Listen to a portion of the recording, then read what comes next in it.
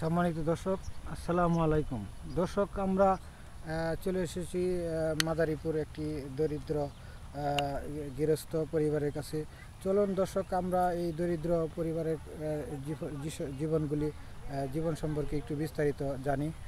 Hello, আসসালামু আলাইকুম। ওয়ালাইকুম সালাম। আপু, ভালো আছো? হ্যাঁ, ভালো। আসছিলাম আপনার বিষয়টা একটু জানার জন্য। আপনার নামটা কি? রিমা। রিমা আক্তার।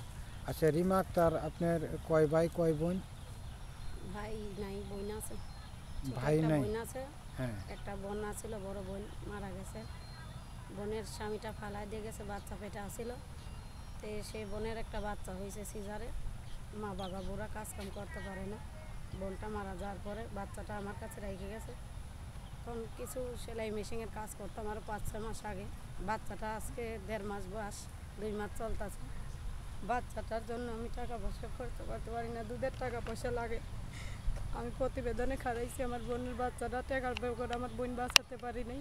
আমি যেন বিদেশে ও বিদেশি ভাইয়ের জন্য বলছি, আমার ভিডিওটা দেখে আমার কিছু বাচ্চার জন্য সাহায্য করে না। আমি সেলাই মেশিনের কাজ জানি, যদি আমার কেউ দান করে সেলাই মেশিনের জন্য টাকা পাঠায়, তাইলে আমি সেলাই মেশিনের কাজ করে বাচ্চারে দুধ খাইয়ে ঝুলে রাখে কিছু কাজ করে সংসার চলবে। আমার ছোট একটা বোন আছে, আমার বাবা মা সংসার চালাইতে পারে না, কাজ করতে পারে না, বাচ্চার দুধের খরচ দিতে পারি না। কি বলবো, আমার বোনটা মারা যাওয়ার পরে বলছে যে তুমি আমার মেয়েরে মানুষ করে আমার মতো। এর জন্য আমি প্রতিবেদনে খারাইছি, কিছু কাজ করি, বাচ্চা নিয়ে কোনো সময় করতে পারি, কোনো সময় করতে পারি না, সংসার অনেক কষ্ট আছে। এখন আমার বোন মারা যাওয়ার পরে তো আর আমি কাজে যাইতে পারি না। বিদেশি ও বিদেশি ভাইদের বলছি, যদি আমার কষ্ট শুনে তোমাদের কিছু হেল্প করতে মনে হয় তোমরা হেল্প করো। আমার বোন সত্যি সত্যি মারা গেছে। আমার বোনের বাচ্চাটার জন্য আমি প্রতিবেদনে করাইছি। আমার বিয়ে হয়নি, আমি প্রতিবেদনে করাইতাম না। বিয়ের কথা বলছে, বিয়ে ঠিক হয়েছে। আমার বোনের জন্য আমি, বাচ্চার জন্য আমি বিয়ে শাদি বসতে পারছি না। আর মা বাবা অসুস্থ আছে। সত্যি সত্যি আমার বোন 5 মাস হয়েছে মারা গেছে। আপনারা যদি ভিডিও দেখে হেল্প করতে পারেন তাইলে করেন ভাইয়া। আপনারা খারাপ ব্যবহার করেন না, আর ফোন দিয়েন না খারাপ উদ্দেশ্য নিয়ে। ভাই আমি একটা কথাই বলছি, আপনাদের সেলাই মেশিনের কিছু কাজ জানি, যদি পারেন কোনো ভাইয়েরা সেলাই মেশিনে দান করেন। আর বাচ্চার দুধের খরচ তো আছে, একটা 1-2-3 দিন খাইতে একটা 600 টাকা করে দানও খাইতে হয়। এরকম আমি পারি না ভাইয়া, পারি না যে রাস্তায় দাঁড়িয়ে টাকা পয়সা চাই আমি বাচ্চার খরচ করি। আমি অনেক কষ্টে আছি ভাইয়েরা। আপনারা দেখলে, আপনারা আমার ভিডিওটা দেখে আমার যদি আপনারা কষ্ট মনে করেন, আপনারা কষ্ট বুঝেন। কিছু কিছু ভাইয়েরা আছেন, কিছু টাকা আপনারা কিছু মনে করেন না, আপনারা অসহায় লোকদের দান করেন। আপনারা যদি পারেন দান করেন, হাত জোর করে বলছি আপনাদের ভাইয়া। আমার জন্য খারাপ উদ্দেশ্যে কথা বলবেন না ভাইয়া। বাচ্চাটার জন্য, বাচ্চাটার বাঁচানোর জন্য তোমরা সহযোগিতা করো ভাইয়া, এটাই আমার অনুরোধ ভাই। আপনার স্বামী কি? বিয়ে হয় নাই। আমার বোনটা বড় আছিল, আমি ছোট। ছোট আরেকটা বোন আছে। আপনার আব্বা কি অবস্থা আছে? আব্বা আছে বুড়া। আব্বা কোমরে ব্যথায়, আব্বা উঠতে পারে না, আব্বা বিছনায়। এখন আমি বলছি দেশি ভাইদের যে আমারা যদি কিছু দান করে। মাদারীপুর বাড়ি ঘর নাই, বাসা ভাড়া থাকি। বাসা ভাড়া তো চলা লাগে, কাজ কাম করে। নিয়ে গেছে? হ্যাঁ।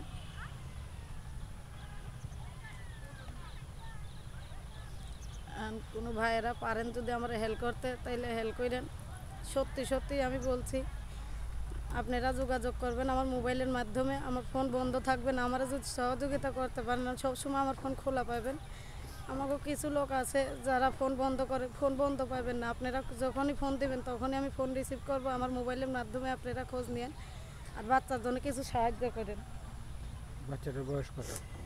1.5 মাস। 1.5 মাস? 2টা মাস পড়ছে, 1.5 মাস চলে।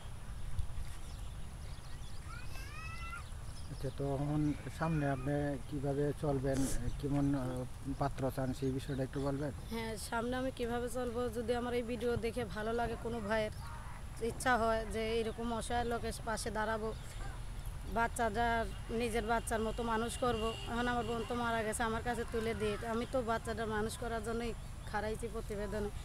তো ওনারা যদি আমার পাশে দাঁড়ায়, ওনারা চিকিৎসা করে কিংবা আমার পাশে দাঁড়িয়ে ভালো মনে ফোন দিয়ে যোগাযোগ করে আমার সাথে, ভালো ভাইয়েরা যদি ফোন টোন করে কথা বলে যে বিয়ে শাদি তোমারে করব, তাইলে ওনারা মোবাইলের মাধ্যমে আমি কথাবার্তা বলে ওনার ঠিকানা নেব, আমার ঠিকানা উনি নেবে। যদি বিয়ে শাদি করে ভালো মনের মানুষ পাই তাইলে বিয়ে বসে যাব, বাচ্চাটা আমার কাছেই থাকবে, বোনের বাচ্চাটা আপনার বোনের বাচ্চাটা আমার কাছেই থাকবে। বোন নাই, বোনের স্বামী তো ফালিয়ে দিয়ে চলেই গেছে, খোঁজ নেয় নাই, মারা গেছে, তাও দেখতে আসে নাই। মারা কি গেছে, করবো? তারপরে দেখতে তাও দেখতে আসে নাই। ওই জন্য প্রতিবেদনে খারাইছে, কোনো ভাইয়েরা যদি হেল্প করেন তো হেল্প করেন। আচ্ছা, তো আপনার বিয়ে শাদী বিষয়ে একটু বলবেন যে কিরকম পাত্র চান, সেই বিষয়টা একটু বলবেন। পাত্র যেরকম ভালো সেরকম হোক, পাত্র যদি খালি আমার বোনের মায়েরটারে আমার নিজের মায়ের মতো চিকিৎসা করতে পারে, খাওয়ান দিতে পারে, আমার পাশে দাঁড়াইতে পারে, তাইলেই তারে বিবাহ করতে রাজি আমি। আমার বাবা আছে, বুড়া মা আছে, আমি তো বড়, আমার ছোট একটা বোন আছে। নিজের বাবা মার মতো যদি গুছিয়ে নিতে পারে, আবার ওনার ফ্যামিলিও আমি নিজের বাবা মার মতো গুছিয়ে নেব। ওনার বোন থাকলে নিজের বোনের মতো, নিজের ভাই থাকলে ভাইয়ের মতো ওনার সংসারে আমি গুছিয়ে নেব। বাবা তুই যদি দেয় উনি, ওনার বাবা মাই আমার বাবা মা, ইচ্ছা করবো যে ওনাদের মাঝে যাতে চলতে পারে, ওনাকেও ভালোবাসে, মন থেকে আমি ভালোবাসবো। ওনারা যদি আমার ভালোবাসে, ওনাদের মন থেকেই আমি ভালোবাসবো। পাত্র হিসেবে যেমনই হোক। পাত্র হিসেবে যেমনই হোক, আমার পাশে দাঁড়াইলে হবে। আপনি কি পড়ালেখা করছিলেন কিছু? আমি পড়ালেখা করিনি, নামটা লিখতে পারেন? নাম লিখতে পারি না, আমি পড়াশোনা করি নাই, মিথ্যা কথা বলে লাভ কি, পড়াশোনা করি নাই। বাবা মা আগে গোড়া হইতেই গরিব, আমি পড়াশোনা করি নাই। ছোটো বোনটা আছে, আশা আছে যে ছোটো বোনটা একটু পড়াশোনা করতে পারে, মিশিং যদি দেয় কোনো ভাইরা, মিশিংয়ের কাজ করে কোনো সময় পড়াশোনা করাই, কাজ করতে পারি। বাচ্চা নিয়ে তো নিজে কাজে যাইতে পারি না, তো সংসারে কি কম টাকা লাগে? এর জন্য বোনটা মারা যাওয়ার পরে বাচ্চাটার জন্য আমি কাজ কাম করতে পারি না। আর বুড়া বাবা মা আগে বাসা বাড়ি কাজ করতাম, তার বাচ্চার জন্য আপনি কোথাও না যাইতে যাইতে পারছেন পারি না? না। তো বাচ্চার জন্য খরচ আছে, বাচ্চা পালার জন্য কোনো কত কিছু আছে, এই বাচ্চাটাই কার কাছে যাব? বুড়া বাবা মা, বাবারে টানতে হয় মার, এর জন্য আমি যাইতে পারি না কোনো জায়গায়। আপনার বাবার কথা কি বলবেন? বাবা আমার বাবা হাত ছিদ্র, কোমরের সমস্যা, কোমরে ব্যথা, উঠতে পারে না। আপনার মার? মা বুড়া, মা কাজ কাম করে না, মা ওই টুকিটাকি একটু রান্না বান্না বাসা করে। যদি পারি সময়, ফাঁকে সময় যদি পারি, মা একটু সুস্থ দেখি, মার কাছে বাচ্চাটা রাখি, ওই মিশিংয়ের কাজে যাই একজনের বাড়ি, 200-300 টাকা দিলে ওই টাকা দিয়ে চলি।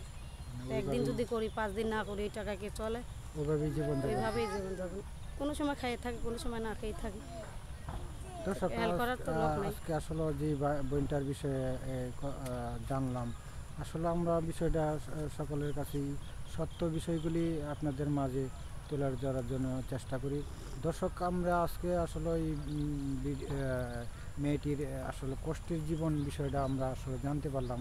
ওনার বোনের বাচ্চারা নিয়ে অনেক বিপদের সম্মুখীন আছে। দর্শক, কোনো সহৃদয়বান ব্যক্তি যদি থাকেন ওনার পাশে, হয়তো এই যদি একটু সাহায্যের হাত বাড়িয়ে দেন, তো হয়তো সারা জীবন আপনার কাছে কৃতজ্ঞ থাকবে। দর্শক, আমরা আসলে এই বোনটির কাছ থেকে অনেক কিছু জানলাম, সত্য বিষয়গুলি। তো কোনো ভাই যদি ওনার সাথে যোগাযোগ করেন, তো ওনার কন্ট্যাক্ট নাম্বারে যোগাযোগ করবেন। তো নাম্বারটা আপনার কি মুখস্থ আছে? না, মুখস্থ নাই। নাম্বারটা